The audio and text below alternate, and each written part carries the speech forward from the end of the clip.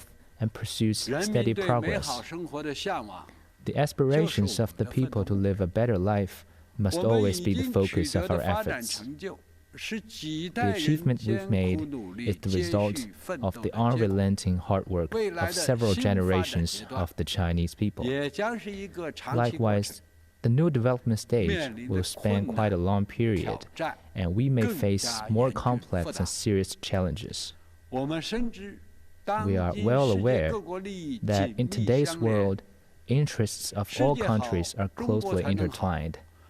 China will do well only when the world does well, and when China does well, the whole world will benefit.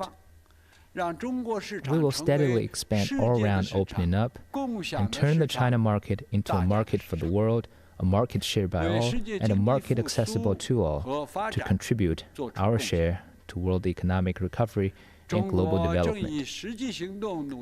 China is taking real actions to build an open economy of higher standards. In recent years, we have continuously unleashed the potential of the domestic market and expanded import by holding import expos and through other ways.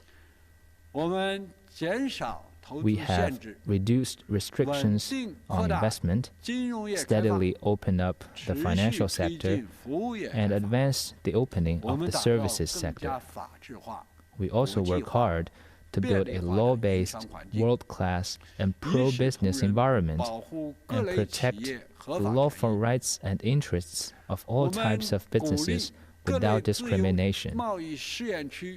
We encourage pioneering and trailblazing efforts by pilot free trade zones to become pace setters in opening up.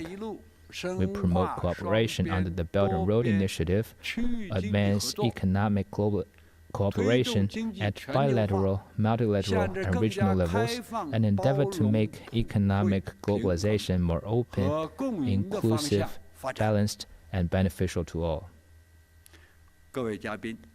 Distinguished guests, the rationale for international division of labor is still valid, and the trend toward economic globalization remains unchanged. Disasters and difficulties should not be a tipping point toward falling apart.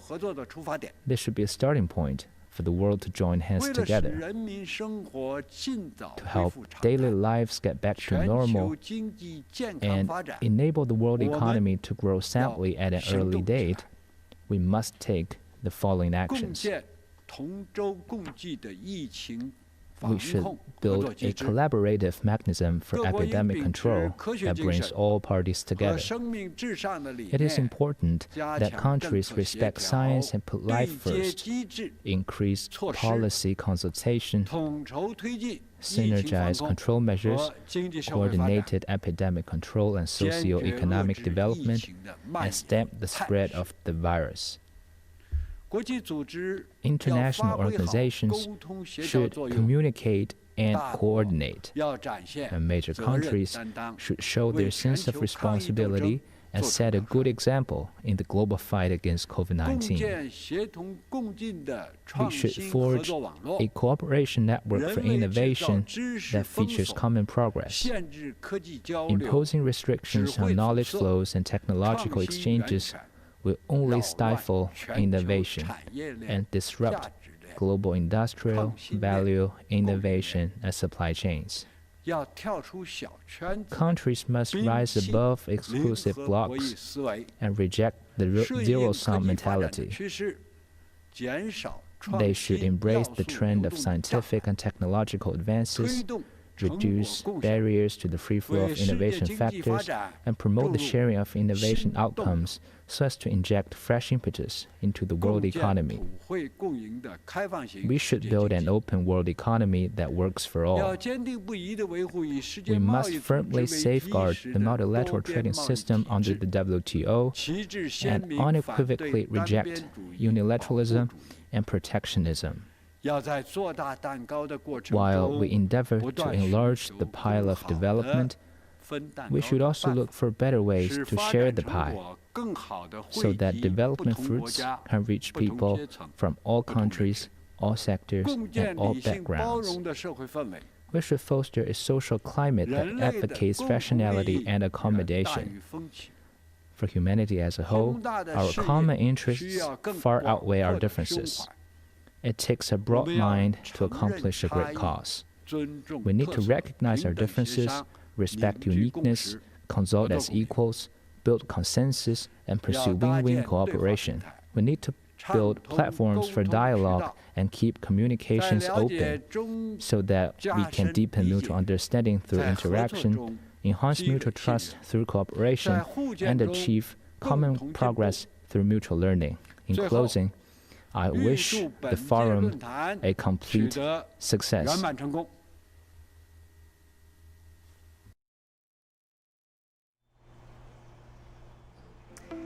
Well, markets are booming while small businesses everywhere are crashing. So what's going on and what's the role of central banks in all of this?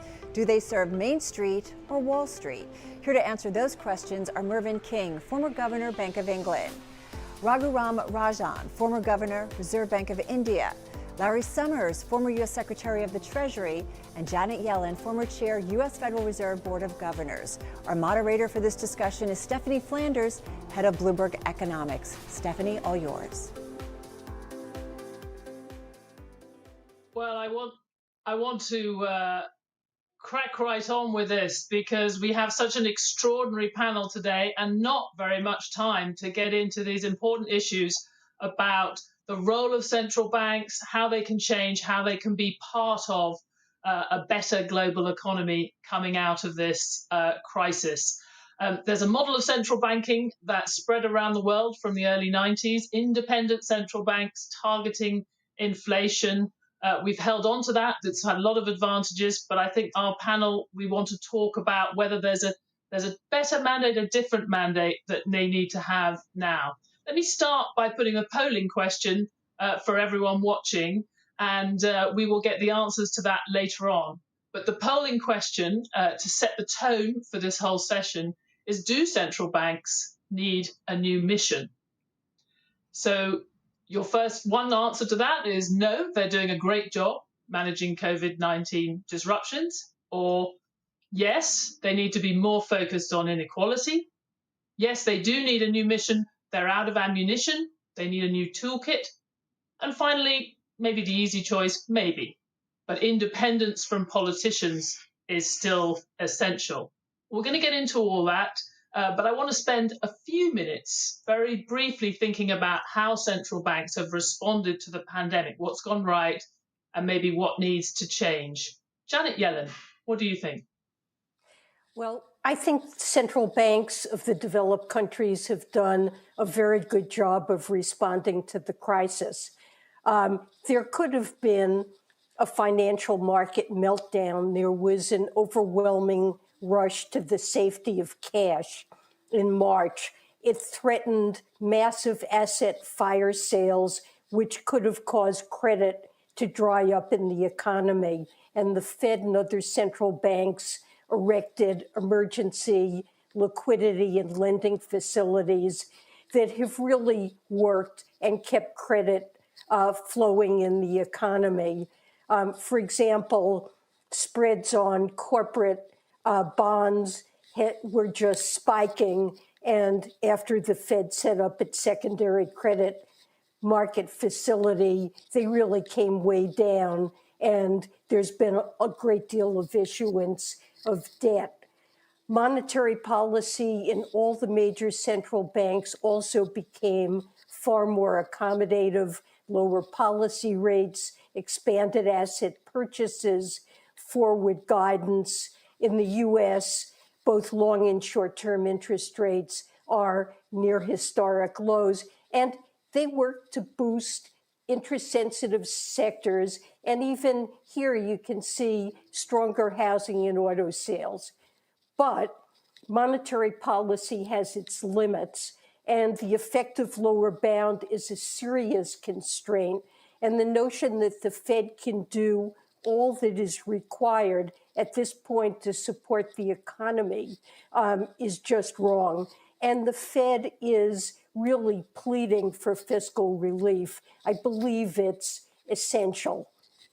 I think the Fed has been less successful in lending to smaller businesses. That creates an impression of unfairness, that the Fed is on the side of big companies and on Wall Street. This is something that's very difficult to accomplish. But, you know, as Chair Powell says, the Fed can't spend, it can't give grants, it can't direct aid to where it's needed to unemployed workers, and fiscal policy has a very important role to play now as well. Lord King, I know you've echoed some of what Janet Yellen has said in repeatedly saying central banks can't do everything. Do you think they've played the expectations game well in responding to the crisis, or have they set them too high? So I share much of what Janet has said, but I think to explain what's gone wrong, I don't think central banks have explained clearly why expanding the money supply is the right sort of response to a shutdown of the economy created by governments, different levels of governments, in order to prevent the spread of COVID-19. This isn't a conventional recession. And as Janet said, the most important thing for central banks to do now is to say that this is a difficulty, a challenge, which needs government response, not central bank response. And I don't think it's government response in the sense of general fiscal easing. I think it's a response that's required to support businesses until we get through this COVID-19 episode, at which point we can then let the market economy decide which businesses will thrive and which will fail, which I don't think we can do at present. And I think that although the actions taken in March were clearly very important and central banks acted very promptly, it does beg the question that since markets have now calmed down, why that very significant liquidity injection hasn't been withdrawn. And I think what's needed is a proper narrative now to explain why these circumstances merit particular central bank responses. I think we have to get away from the idea that if anything goes wrong, then central banks have to step in and throw money at the problem. Raghuram, Rajan, if you want to respond to what Lord King has said, but I'm also wondering how emerging market central banks, you would say, have responded and matched that challenge that Mervyn has outlined. Well, Janet talked about the advanced country central banks having done a fantastic job. And I think this did help many emerging markets, which were subject to the same kind of stress that you saw in the beginning of the crisis in March. And the accommodative policies of the Federal Reserve, the ECB, the Bank of Japan helped alleviate some of that EM stress. Also, emerging markets have adopted some of the tools from the Industrial Country Central Bank toolkit to help their governments do the spending, which, as Mervyn said, is extremely important to ensure the real economy doesn't collapse, that you maintain the body economic by helping small and medium enterprises and helping households. That requires spending, and central banks in Indonesia, Poland, across the emerging world have supported their governments. The key question now, of course, is how do you sort of ensure that that bridge, which was built to the end of the virus, it actually extends that far, and there are fears in industrial countries it may be too short. And emerging markets didn't build a pretty strong bridge in the first place because they had very limited resources. And that means that there is far more stress which has built up within the system, which has been hidden by moratoria, by payment sort of postponements. And that stress has to be dealt with. This is not a central bank problem. This is a problem of fixing the judicial system so that it can alleviate stress, fixing the debt renegotiation system. And again, I'll end by saying, so far it's been very good. But whenever you get into these kinds of policies, exit is often a great issue. How do we exit without tanking the system once again? And it's too early to start thinking about it, but it is a question which will face us down the line. Larry Summers, let's take it as read. If we take from the other three speakers, quite a lot has gone right in the major central banks' response. But what would you have done differently?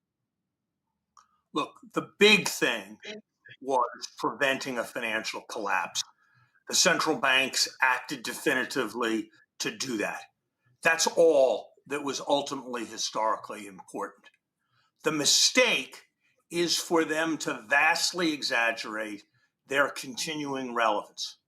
They lack, starting at the zero bound where we are, the capacity to provide meaningful impetus to their economies in any way that is consistent with any concept of central bank functioning. They do not have the capacity to meaningfully affect the degree of inequality. They do not have the capacity to vaccinate people. They do not have the capacity to fight climate change. And they need to acknowledge the limitations of their influence in a clear way so there can be no pretending about what they're going to do, and that the authorities have the responsibilities they do. The central banks have also, in my view, not put adequate emphasis on the global dimensions of this problem. A striking feature of the contrast between this crisis and the last crisis is that the last crisis had a major response from the IMF, issuance of SDRs, big increases in lending from the World Bank that was driven by the global community. There has been no boldness at the global level comparable to the boldness at the national level, and that could get us in real trouble down the road, as Raghu points out. And frankly, the central bankers, because they want to curry domestic political favor in each country, have not had enough to say about that. Just to come back on that, you talk about a lack of boldness. I mean, Larry Summers, you've proposed as one of the things that could happen to support the global system, a big new issuance of IMF special drawing rights, SDRs. We have to ask you, have you persuaded incoming President Joe Biden of that yet?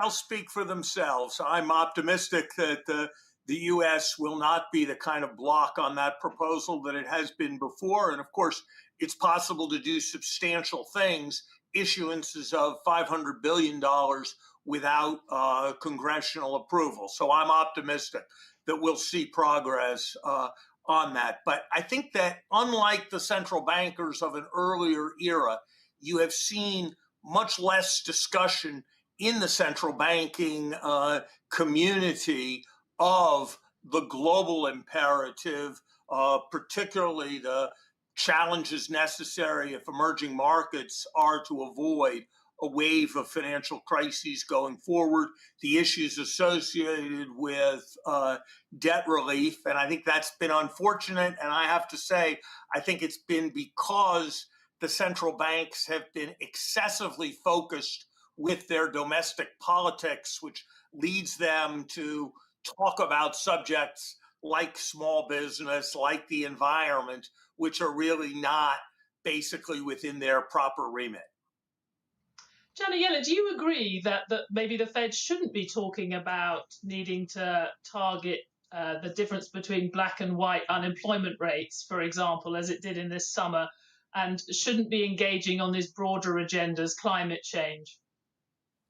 So the Fed has always operated under a dual mandate. It's inflation and maximum employment. And in this environment of very low inflation, too low inflation, there's really no conflict whatever between these two goals. And the Fed is really focused on trying to create a very strong job market. And I think that they have made that clear. I'm not sure everyone in the public on Main Street understands that, but full employment is a goal that they ought to pursue. I agree with Larry that the effective lower bound is a big constraint. At this point, they're doing almost all they can do. They need fiscal policy to help. But when they talk about inequality and the disproportionate burdens on minority workers, what they can do is to try to pursue the strongest possible job market. Because when they're successful at that, as they were prior to the pandemic, with unemployment at a 50-year low at 3.5%. That brings benefits particularly to less skilled and minority workers. When job markets are really tight, we saw wages rising most rapidly at the bottom of the wage distribution, workers being pulled off from the sidelines, coming back into the labor market, firms finding it incredibly difficult to hire, lowering qualifications, engaging in their own training to bring people up to speed, willing to hire people that with a weak labor market, their resumes wouldn't have been looked at all. And the Fed has recently revised its framework for conducting monetary policy and emphasized that full employment is a broad and inclusive goal. And they've changed their operating strategy to, and because of the importance of the effective lower bound, to pursue that with vigor. And I think that's appropriate, and I think it's the strongest contribution that central banks can make to trying to deal with inequality. They don't have other tools. Janet, can I just see whether we're in agreement? I am 100% in agreement with you on the absolute importance of maximizing employment in the current context when there's no real danger of getting inflation to an excessive level. I am in 100% agreement with you that maximizing employment is the best social program of all and confers all sorts of benefits. But don't we think that central banks really need to be careful about holding out the idea that they are relevant to sectoral issues involving differentials between one sector and another, or structural issues like environmental protection? Would you agree, for example, that any idea that the Fed should make special efforts to buy green bonds is a confusion? So I don't think, I've never heard the Fed say that they're trying to target the unemployment rates or situations of any particular group. In a tight labor market, the gaps, I think, between, for example, the unemployment rates of minorities and whites tends to narrow.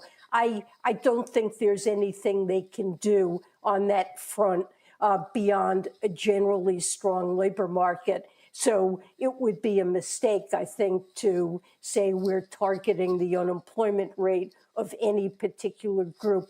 And on sustainable goals, I think it does make sense for in supervision to be taking the risks from climate change, both climate-related risks and the risks of changes in prices and stranded assets as countries adopt meaningful climate policy, to consider that as a risk to banking organizations and to do stress tests to look at that. But of course, we need public policy oriented toward making a big difference on climate change. And I agree with you, that is not something central banks can be asked to accomplish. I'd like to just add something on what Larry said about inward looking. I mean, to some extent, what you see is the large countries, the large developed countries have become inward looking for obvious reasons because of the political forces within their countries. So there is really no global leadership right now. Hopefully it will emerge. But also, I think the point he made about central banks, that's an offshoot of the fact that there's tremendous pressure to look inwards in these countries. The Federal Reserve had these swaps with a number of countries in the global financial crisis and got a lot of flack for looking outward at that point. So it did start focusing a lot more inward. And so that does leave a vacuum at the global stage on issues of global transmission of monetary policy, cross-border capital flows, etc., but also the issue that Larry mentioned about cross-border credit, which at this point is heavily, heavily under stress. Mervyn King, we remember the title of this is about Main Street or Wall Street. Given what Larry has said, do you think that central banks or the Bank of England or other central banks have done enough to show that they're supporting Main Street, not just Wall Street? Do you worry about the fact that they are perceived to be propping up asset prices as a main tool of policy at the moment? Well, I am concerned that the fact that the narrative about why monetary easing has been so strong in these particular circumstances, that narrative hasn't been made clear. So it's not surprising that some people have gone away with the impression that the objective of central banks is to support asset prices. I don't think that is their objective, but I think one can see why some people might think it. I think Larry is absolutely right in saying that the danger with central banks today is that they often give the impression that they're sort of all-purpose, do-good institutions. If there's a problem in the world that exists, central banks have to step in and deal with it. And I think that's a terrible mistake. I think Janet is very compelling in arguing that the dual mandate for the Fed allows the Fed to pursue strategies that will maximize employment. And it's reasonable to argue and to explain why that strategy will have benefits for wider constituencies in the country, not just the aggregate, but individual groups will benefit too.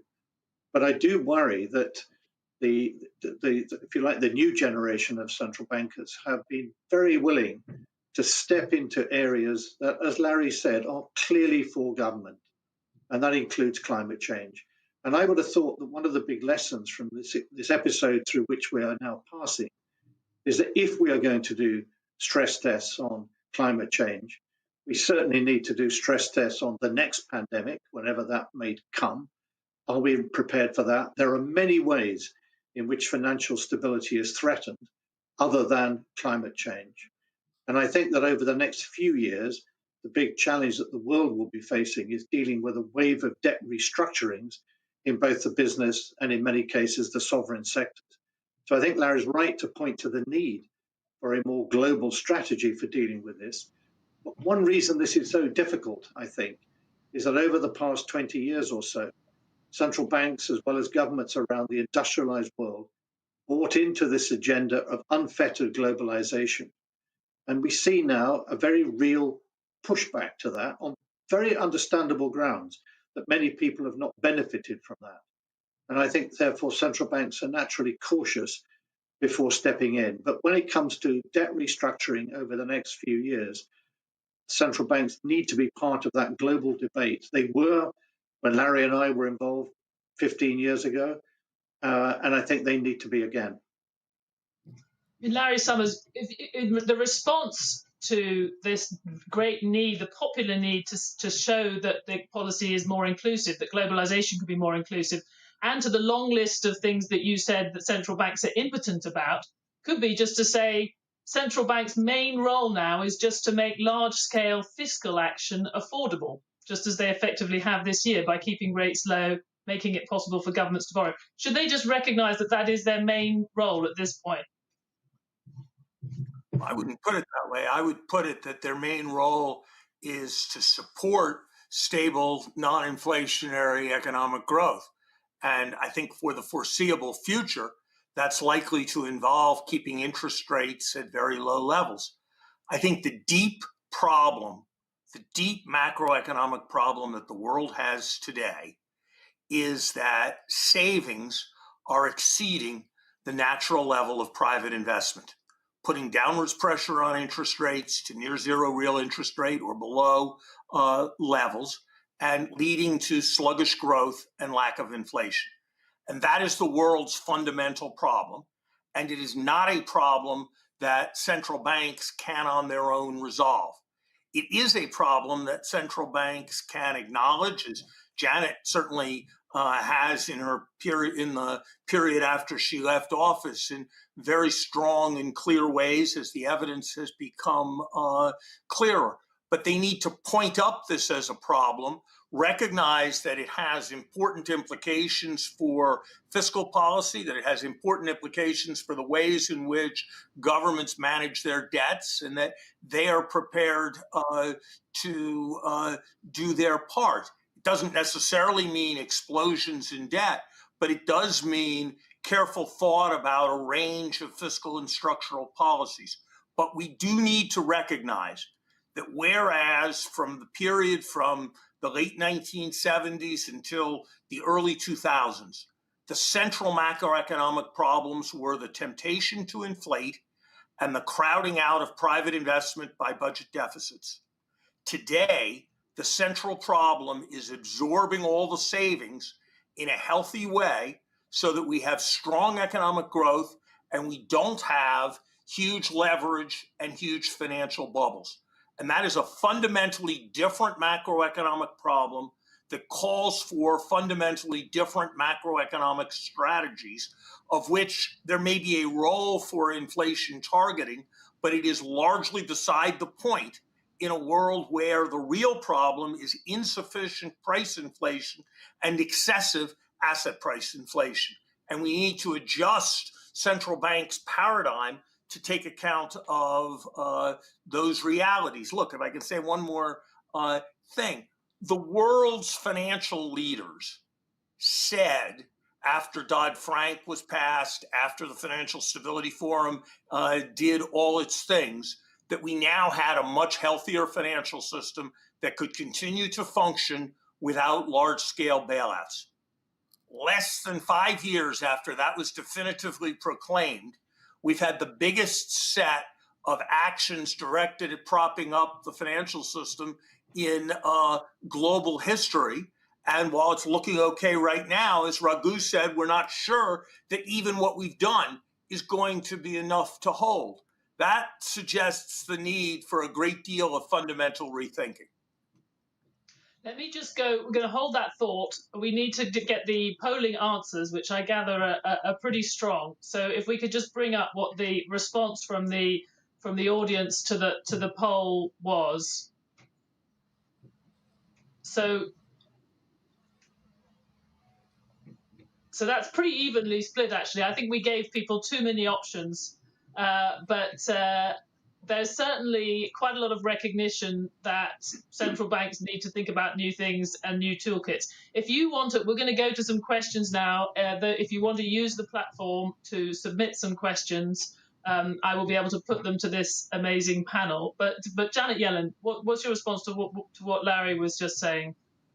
Well, I agree very much with Larry. I think he gave an excellent description of what the core problem is that the developed world faces, that there is a glut of saving and a shortage of investment, and that's why the effective lower bound is such an important constraint, and it's what really means that we have to have fiscal policy, structural policy, and things other than just relying on central banks to keep healthy growth with low inflation.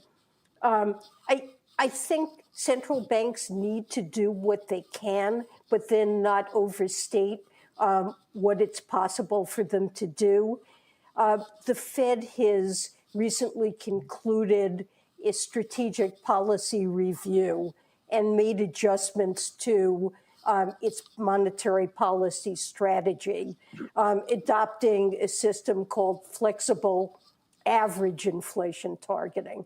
I think this is an appropriate change. It somewhat improves the scope for monetary policy to support the economy when short-term interest rates are often constrained by the effective lower bound. I think it's helpful in preventing a cycle of falling inflation, feeding falling inflation expectations.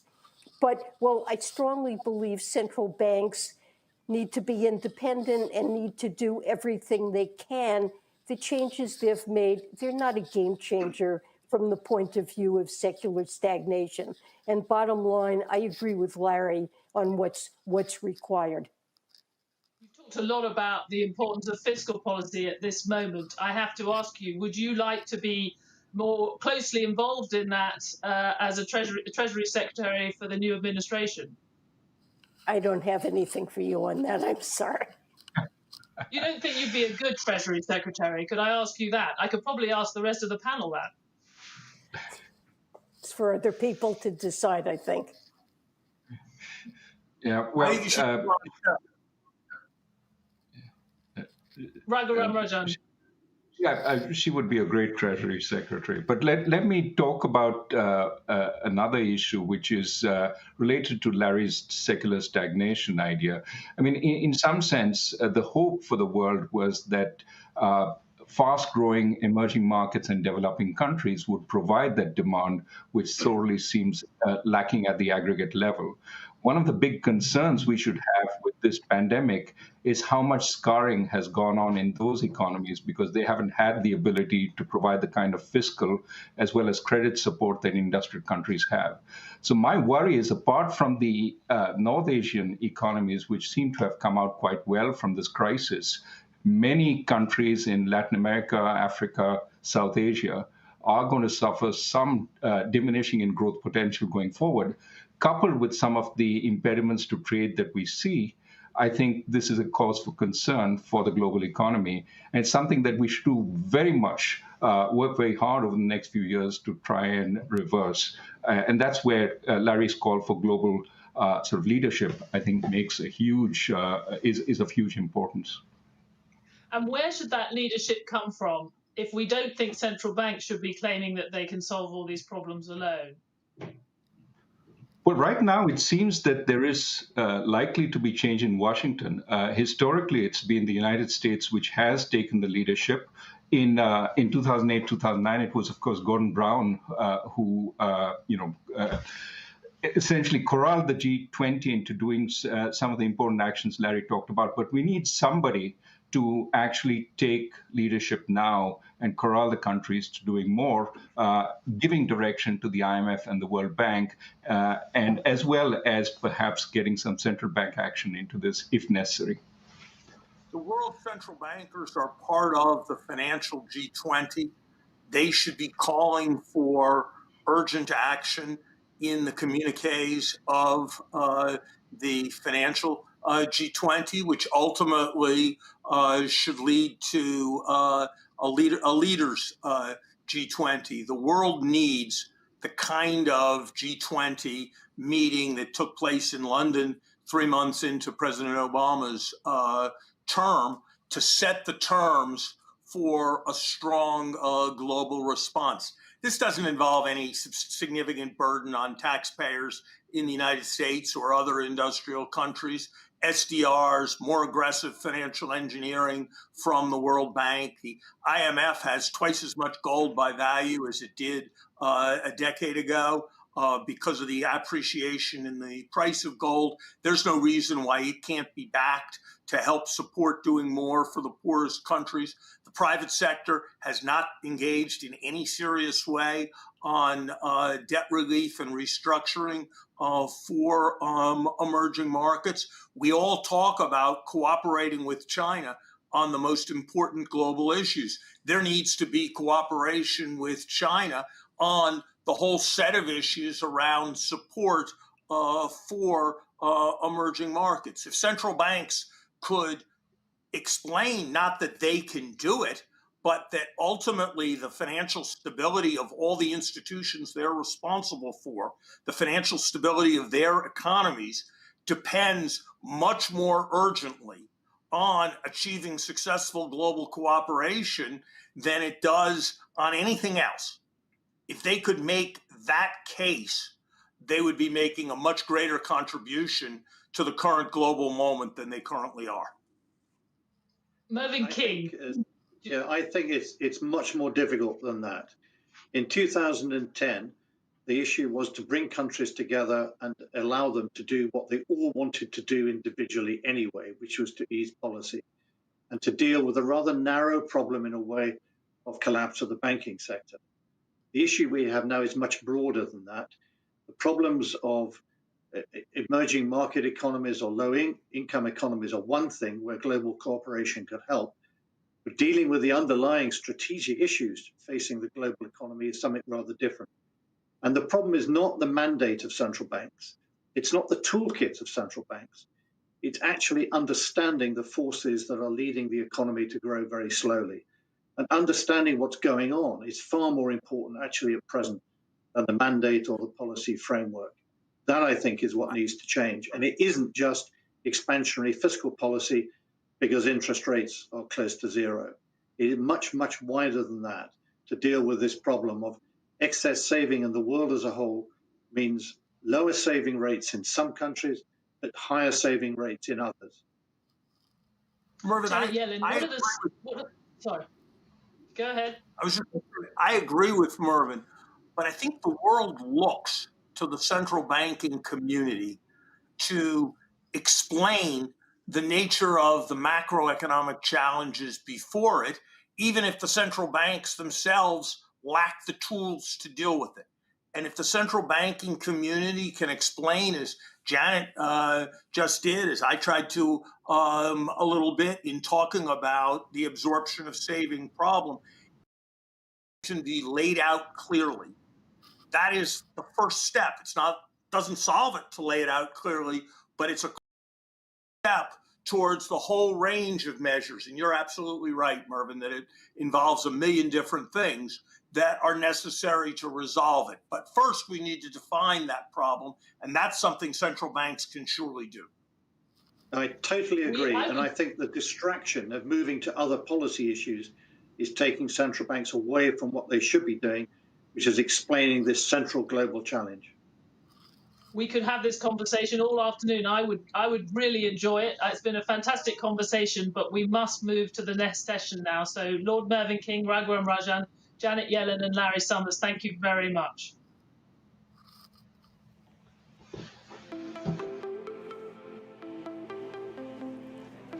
Well, our closing speaker for this morning's session is Henry M. Paulson, former U.S. Treasury Secretary and co-chair of Bloomberg New Economy Forum.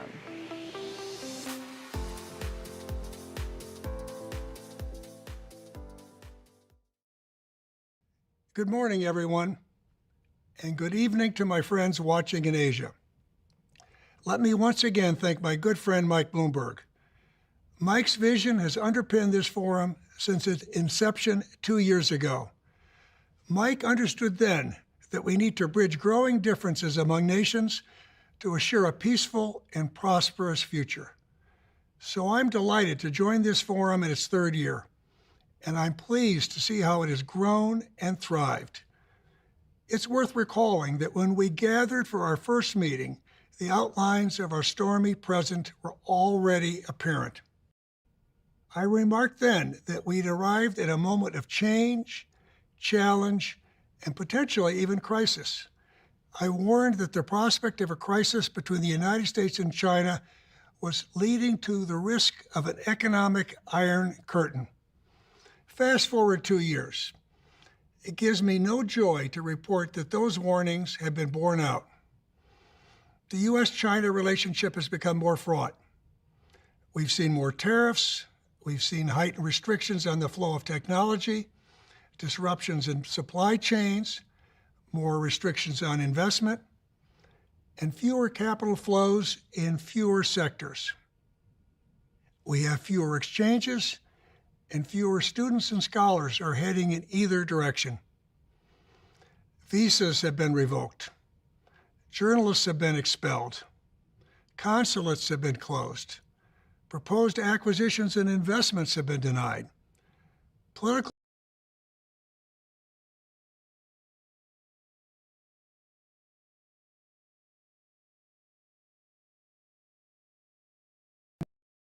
situation worse. The U.S. and China need to work separately, jointly, and with others to end this crisis, and soon. President-elect Joe Biden has a generational opportunity to plot a course for America that allows us to compete and to thrive. I've known Joe Biden for many years. He's a unifier and a patriot.